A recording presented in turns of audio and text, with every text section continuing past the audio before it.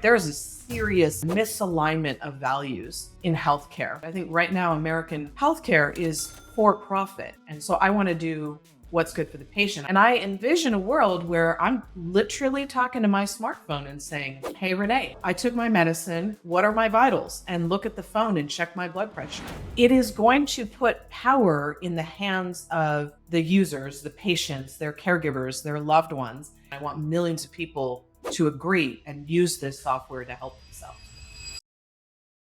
Hey everyone, welcome back. Today we're going to have a lot of fun talking about a topic we've been diving into a little bit recently, and for really good reason: AI in medicine. But first, please, my team keeps begging me to ask this at the beginning of the show, so I'll do this. If you're enjoying the show, if you're not enjoying the show, please go to your podcast listening platform of choice and leave us a review. It helps us get better, and it helps other people who are also looking for really great content find the show.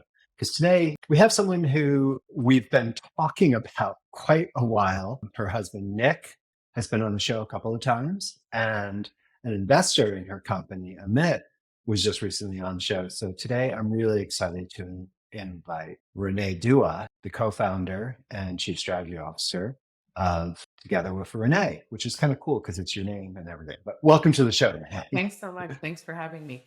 You have this wonderful background in medicine. Before we get into like where you see yourself as an entrepreneur, can you maybe talk a little bit about how you got onto the entrepreneurial pathway? Because chief of medical, chief of medicine, as the grandchild of a doctor who went through pre-med and then realized I like coding better, you have pretty much an amazing medical background. How did you get pulled into this slightly crazy world of Yeah. entrepreneurism? Yeah. I'm the daughter of the original gangsters of entrepreneurship, right? My Okay. parents are both immigrants. Came here, my father from a very, very poor upbringing, and repeated their training. They're both, again, physicians, started their own businesses. My parents to this day will come into their office. They've worked together all these years. They've been married 50 years. They will come into the office. They will still see their long term patients. They did all of that in a new country with no cell phones, no Wi Fi, no Yeah. internet. When I think about what my parents have done, which can never be done again, in all fairness, I'm pretty proud of what they've done, but I'm less proud of what I've done because they gave me everything to do it. They gave me enormous privilege and they helped me get educated and they gave me the guts and the courage. I remember at one point my father, when I was running for that chief of medicine role that you're describing, I was the Yeah. first woman that ever won the position. You know, you have to be nominated and voted in. And my father said this could really hurt your business, right? People don't like the chief of medicine. That person runs the show, runs the department. It might affect your, consult rate. And I said, "Look, Dad, I want to do it." And he said, "That's my girl. You're fearless." Right. And I got that 100% from my dad. Right. For my parents, there was no plan B. Nick and I talk about that all the time. I have plan B, C, D, and E, but it's from my parents. Maybe in a little bit, I would like to come back to that because I think there is a common thing around the relationships we have as entrepreneurs, but that you had a framework of watching your parents work together in a way that probably did help, not to go into your relationship with Nick, but just your ability to have that framework together. Where do you see yourself as an entrepreneur? Because Together with Renee, as an app I've been playing with, and it's really pretty cool, very smooth, very elegant, and the potential is so amazing. You've had other companies, you've exited, heal, and you've been the chief of medicine, you've done all these things.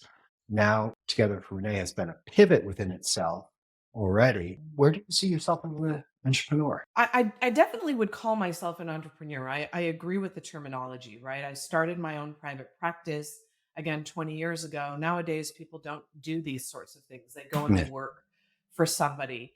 When I started my own practice, once again, I was the only woman in the entire San Fernando Valley that was actually practicing kidney medicine, which is sad when you think Yeah. about it.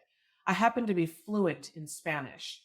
And my practice, therefore, kidney disease affects people of less privilege. And therefore, I got very busy very quickly taking care of a minority population.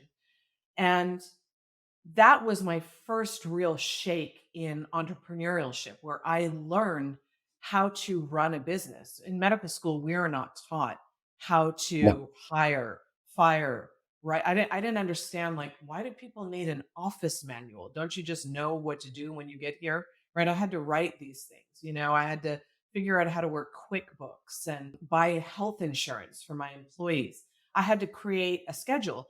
And when I first started, there was no EMR. So I was, in fact, the first doctor in my neighborhood that meaningfully used an electronic medical record system. I got the whole thing paid for because I used it according to the tenets of how you can, meaningfully deliver results to patients. Yeah. So I would consider myself absolutely an entrepreneur, maybe not in the way the Silicon Valley world does, Yes. right? I wasn't a venture funded operation. I was making mistakes left and right. you know, I was taking care of people who honestly had no one to take care of them, right? They had largely been ignored because nobody spoke Spanish, right? It was a wild time. Then, as you mentioned, some of those interesting things I did, like running, the chief, the running the medicine department or creating peer review departments, things like this that I did that hadn't been done or certainly hadn't been done by a woman, ever.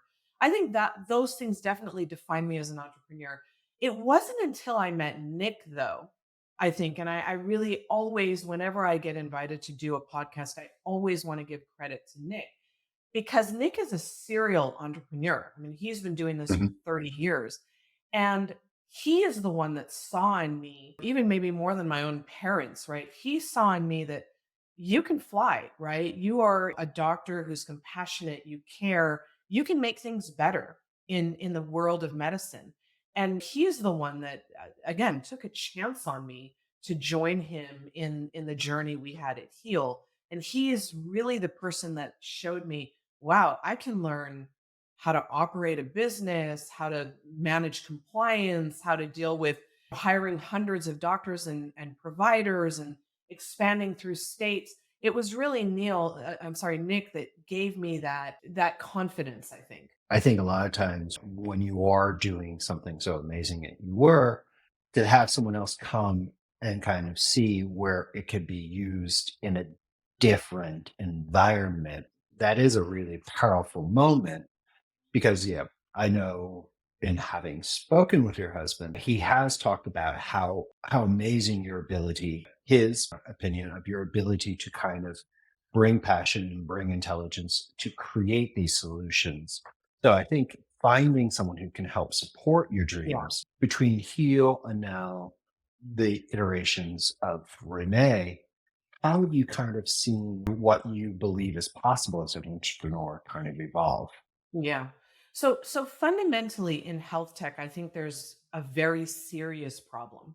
And the very serious problem is that billions of dollars go to insurance companies, go to hospital systems whose incentive to help patients is not actually aligned with the patient and what the Yeah. patient needs, right? Us doctors, and I'm going to speak very generally about us, we are altruistic people. We spent a fortune to become doctors. We have lost our youth. We've given up. We have sacrificed so much to become physicians, right? I don't think anybody can challenge that sentiment. And when we get to see a patient, and we're pushed to do things in 10 minutes and we're doing a half-assed job and we're being blamed for this or patients aren't willing to wear a mask or get vaccinated, like when you're pushing us to deal with all of that, we're not able to align with doing what's right for a patient, right? And Mhm. when you flood the health tech market with billions of dollars paying for coaches and this and that one point solution that manages this small little aspect of a sick person's life, you're not actually solving anything. And one of the greater shocks to me, and I'm speaking very candidly to you about the VC community. One of the greater shocks to me is the focus on exits and how much money I got 10 times my return. And Yeah, Yeah. but did you help anybody? Right? Like, you can sell something for billions of dollars and it's shelved, literally shelved. And so I find that kind of heartbreaking and discouraging, right? So if you were to ask me iterations on Renee and what I'm trying to do with Heal, the first and most important thing I'm trying to do and hope to succeed at, what I will call a success, is that millions of people are using the software that I'm envisioning that directly helps them, unincentivized by somebody else making a buck for the wrong reason, right? Directly Yeah. on their For the wrong. phone, they were able to use an app that got them a house call, got them a health assistant, and they got what they needed. They controlled their information, they shared their information, and they felt better, or something in their medical life got better because of some product idea that I had that Nick helped me roll out, right? That would be how I would consider the iterations of what we're doing will be a success. The complexity of the healthcare system. I mean, yes, healthcare in just the concept is a complex thing, but it does feel, especially having now lived abroad, we're adding extra. Yep. And you know what? I mean, socialism, whatever you want to call it, Yep. wherever. Living in Spain, yes, there was sometimes it was Yeah. slow to get an appointment, and bureaucracy is insanity. But it's never the kind of the negative experience No. of trying to find or trying to justify a coverage when your own doctor is the one saying you need a coverage. It is really that instance of here in the States does make it extra. That does allow an ability to have a better kind of interface to the system, which I think is so interesting about together with Renee. But Mhm. even then, going, as you've said, the VC community, there has to be a profit because Of there course. are things that cost, Yeah. but the value, where that level goes from sustainable to overly, I think is that question. These are some things you are now kind of facing from some success. This is an amazing app. You have raised funds. I've talked with investors who don't quite think you walk on water, but very close. So, what are some of the difficulties you think, some of the transition points in going along your own entrepreneurial journey? What are some of the ones that you've had to face, and how did you deal with kind of coming into those transition points? Whether I've dealt with or am dealing with, I think is the $1,000,000 Yes. question. I think I'm dealing with these issues, but the biggest one that comes to mind is there's a competition, right? Who's smarter, the doctor that sees the patients and sits and sees how they're not able to solve basic problems to get health and wellness, or the VC who read about it, right? And what that VC wants to fund, right? That's the tension. I was at a VC get together yesterday and I was talking to a VC and we were talking about, again, I'm a kidney doctor. So we were talking about health tech in the kidney space. And there is a massive amount of work that needs to be done in kidney care Yeah. because millions of Americans walk around with kidney disease and they have no idea, which is an utter failure of our American health system. I said that one of the fundamental issues with what I see in kidney startups at the moment is they are hugely focused on human resources to get kidney patients what they need. And unfortunately, there's not going to be enough of those human resources. We have to integrate AI and software to bridge these gaps and scale these ideas. And he said, I disagree with you, right? And who knows who's right, right? I go to the dialysis units. I see Mhm. whether or not the social worker or the nutritionist shows up, whether or not those patients are adhering to their medications. Once you've made it to dialysis, it's a literal success story. Most people die before they get to dialysis. It shouldn't be the case at all that you Yeah. need dialysis. So, are there enough nutritionists and social workers and case managers and primary care doctors that are making these diagnoses early? Dialysis itself is a whole racket of terrible ethical issues, right? So who's right in that scenario? The guy with the gold right? The VC, or the doctor on the other end that's actually sitting next to that patient in a dialysis Yeah. chair or making that diagnosis, and someone who doesn't even speak English. This is a reality of our specialty. So I think I'm dealing with that dilemma. I would call it a dilemma. It's my job, if I want to be an entrepreneur in the tech community, to convince a VC that I might know more than that VC does. But I don't always win. In fact, most of the time I lose, right? That's the business of fundraising. Most of the time the answer is no. I still find that strange when your experience is not as hands-on, certainly in health tech. I don't tell anybody how to run a bank or get airlines, Fund airplanes or off the yeah. ground, right? I mind my business and I stay in my lane. But I find that dilemma, that tension sort of odd when I advise a lot of companies actually in the health tech space. And I go with a CEO and I help that CEO pitch, right? It's so important to have a clinical understanding of what you are saying and what you are doing and the relevance. But interestingly, it may not always matter. And then I Yeah. find that that software, who's it going to help? What's it going to do? Right. And maybe the goal is just to have the multi-billion dollar exit and shelve the product. Like I'm saying, maybe that's part of the rigmarole, right? I was speaking with a VC who does look into the health. And in a sense, what he says is because of the complexity and the state of the US, what they try and do is they have an expectation that they're going to do good.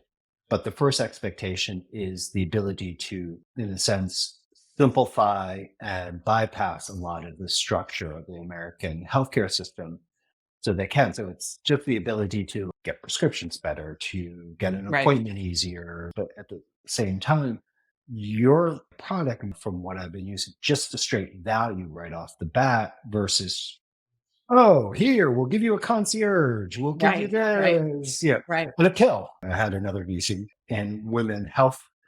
She just said, if it can't be done with a pill or a service, we don't get funding. But, how are you trying to handle this situation and use this to kind of create something for the longer term? So the idea behind Together, well, let me just tell you, Nick named Yeah. the company Renee, right? And the reason he named the company Renee is because I'm a health assistant for our parents, for our children, for my patients.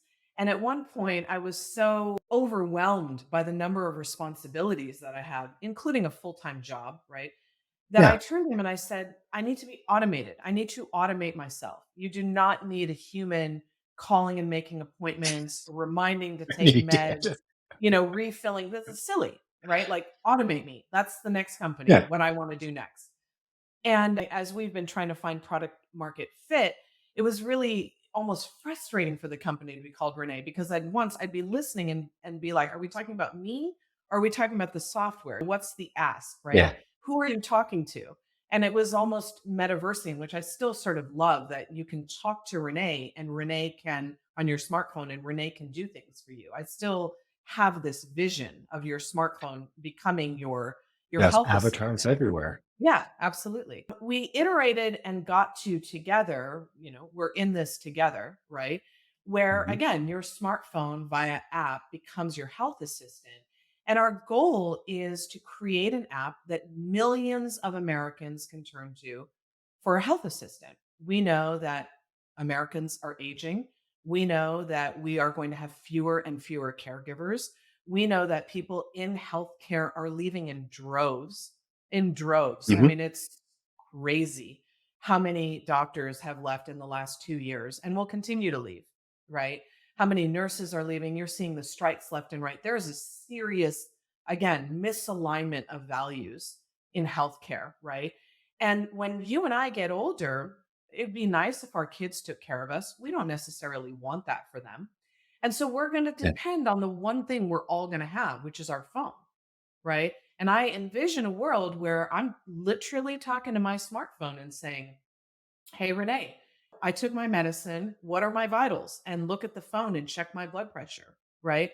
I'm imagining that just like millions of people use Instacart and Netflix, they will use this software as a health assistant. That's my vision for the company. That's the idea, to patch the holes that are most definitely coming to affect me and you in particular. Yeah, I can see that very, very much. And I have teenagers, who just started university, and I'm still dealing with that. Like, wait, he's not here.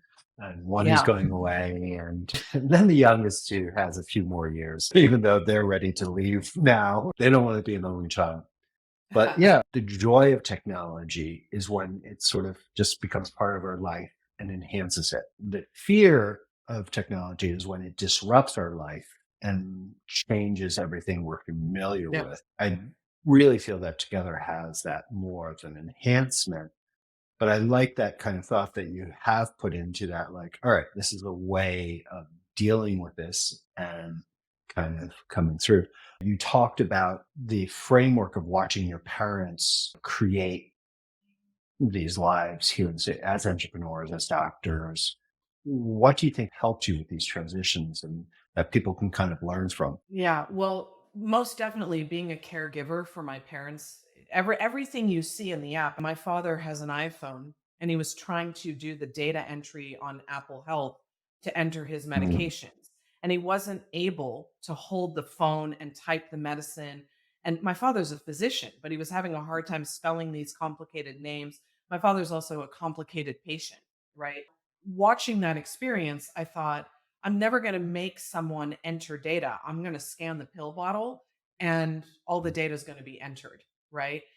yeah, Being proactive as a physician, right? Every, few weeks I still get to see my patients. And when I see them, I I break down a task list of 4 things invariably I want them to do. These are my complex kidney patients. And I promise you, even after knowing me for 20 years, more than half of them will only be able to complete 2 of the tasks. Some authorization didn't come through, some refill wasn't ready, some nonsense happens that prevents them from getting what they need. I couldn't sit on hold to make an appointment, right? I got no, hung up on 5 times at CVS. Everybody has this story. And so hearing my patients, having the privilege of being able to still see patients and then having our parents and me being their caregiver, that has been so instrumental in every aspect of what you see. Another really interesting thing, or two interesting things in Together, we incorporated your vitals, right? There yeah, is no point in taking medications left and right if they're not working. There's just no point. So, if you're taking blood pressure medicines, you can hold a literal smartphone up to your face for less than 60 seconds and get your blood pressure. And okay, it's working. And in some ways, this is far better than going to a doctor's office, fuddling with a blood pressure cuff, no batteries, it squeezes, it hurts. You're doing it yourself, which is complicated in and of itself. So this is nice. And then for me, and I say this in every single podcast that I'm given an opportunity to say it in, there is no health without mental health, right? Anybody true. who's treating the body and is not treating the mind is not doing anything, right? There is something like over 60% of diabetics are depressed. And Mhm. we, again, have the ability within Together to listen to the sound of your voice and determine, do you have symptoms of anxiety or depression, right? In a future iteration, we'll be able to look at your insurance card, read it, and say, here's an in network therapist. Let's make you an appointment, right? We are routinely seeing that you're anxious and your blood pressures are elevated. Again, we're using modeling, language models to Yeah, put together a very reasonable case that someone is anxious, their blood pressure's going up, they need mental health help, right? Seems so practical, so easy, so commonsensical. And yet, in the reality of medicine, people aren't getting mental health help. I don't care how many startups they are. There's no good outcome data that they're getting the help they need, right? But they don't even know. No one has even stopped to give them an inkling of an idea that this is going on with you, right? So what I'm describing to you is in medical terms, it's called care coordination. And what we're doing mhm, is we're saying, don't wait for the doctor, care coordinate for yourself. Let's give you some suggestions. Let's guide you through what is happening to you and let's let you take charge, take action. Don't wait, right? That's really again a very important vision, but I think to fundamentally answer your question, that's what I see my patients and my parents failing to do, and how I think this software can help them to do. In describing that, I agree with you completely. I think that coordination is so amazing because, as in very many aspects of life, there's so much noise of you should do X, in business marketing. And I'm always telling clients, never listen to people out there. Figure out first your foundation, do the things that need to get done first before you Right. try 20,000 things. And that's just to move people from one part of the web to the other. You're talking about how people live their lives, just a Yes. little bit more important. And yet, I almost feel the amount of noise around what you should be doing, how you should do this, do that, all Yeah. that. Just having a simple coordination. How do you bring that kind of do the right things for the right reason approach into the app? Well, so I'll answer that question, Yeah. personally and then Right. and then Yeah. professionally. Personally, I'm again altruistic doctor, not interested in doing half the job, not interested in doing the wrong job, not interested in doing a piece of the job. I'm interested in a very big vision, which I was Gotcha. also at Heal, right? It was an enormous, way ahead of its time company when we started Heal, right? So I think that's just who I am as a person. It's not interesting if I'm not solving a giant problem, right? But professionally, again, because I'm able to maintain my boards and study and see patients and put, my money where my mouth is, I know what should be happening for good patient care. And then I build a team of product people and engineers, some of whom have been with me in my first company and have known me for years. And they want to work with me because they like learning. Oh, that's what happens when you see a doctor, right? That's what should happen. Or that's what she's doing behind her computer screen. Or that's what she means when she says, go refill this medication. Here's what it's for, or why she gets these labs.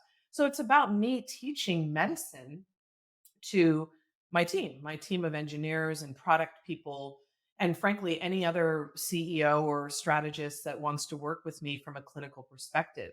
And I think slowly and surely there are more and more doctors in tech, not enough, but more. And I think this is especially when we actively see patients and actively care for people, I think this is the value we bring. We can train models intelligently to solve circular problems, right? We talk a lot about generative AI and all the security issues and the mistakes it's making. Who's teaching it?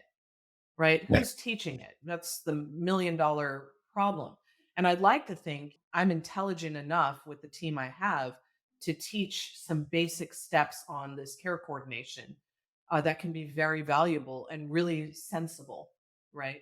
Yeah. No, I think that is the interesting because generative AI is so cool. But if you're not, and especially in the case of together, if you're not adding that care to it, if you're not enhancing your own large language models to do so, Correct. yeah, there could be some issues. So, yeah, the fact that you are is pretty impressive. As you look forward and looking, I know together with Renee is still early, still, yeah, moving.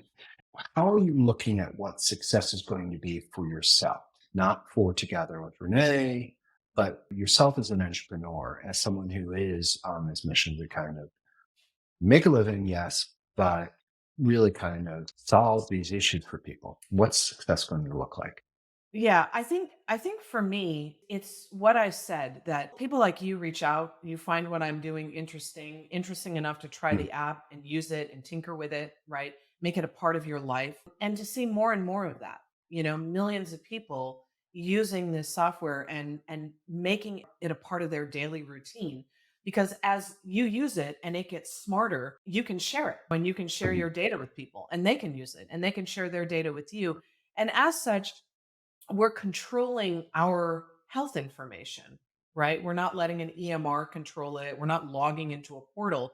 And when we have control of our own health information and when we know what we need to do next, we are controlling the paradigm of how we're going to receive care. And we're demanding that I don't have to get a prior auth, right? I am diabetic. I am obese. I deserve Ozempic, right? It's changing Yeah. people's lives. Everybody should get it or Farxiga, whatever the medication is that can help. It is going to put power in the hands of the users, the patients, their caregivers, their loved ones. And they're going to say, like, I need these things. You're actually withholding care for what? For a couple bucks? It's going to turn, I think, the patients into the empowered people that can control how they expect and should have their healthcare executed. I think right now American healthcare is for profit, right? And again, totally misaligned incentives on what is good for the Short patient. term. And so I want to Yeah. do what's good for the patient. I want millions of people to agree and use this software to help themselves. Yeah, and there is so much research that shows that early preventative care and just evaluation of bloods, but just seeing it in other countries that the money spent early Yes. saves money for long term. Yeah. It's just Yeah. a lot of the incentive is to a short term money saving process, Yes. not for a long term. So I do like that you have created something that allows that push past it. And I'll have to definitely, because some of the things you were talking about, I'm like, I know already I've sent some stuff to my doctor and said, oh, I should be, oh, yeah, yeah. We were going to probably talk about that in your next appointment. I was like, great. I like that what you're doing. I think it is really cool. Other than downloading, we'll have a link, of course, for this together with Renee. What are some ways for people to get a better understanding of what you're doing and where you're going now on this Yeah, I journey? mean, where we're going is we are training those language models that you described to be more and more proactive and preventive, right? If we know that you are taking a certain medication, we're thinking about all the ramifications of taking that medication, what those tests need, what those imaging or lab studies are, reminding you to do them, giving you the option to share and communicate them with your doctor, looking at your insurance eligibility so you're not missing out on tests that somebody forgot to order but you need. These are all things that are coming, and I would say how to know more about what certainly I'm working on, what Nick's working on. We have the privilege of people like you asking us to speak on your podcast or in the press, right? And Mm. I say the same things over and over, right?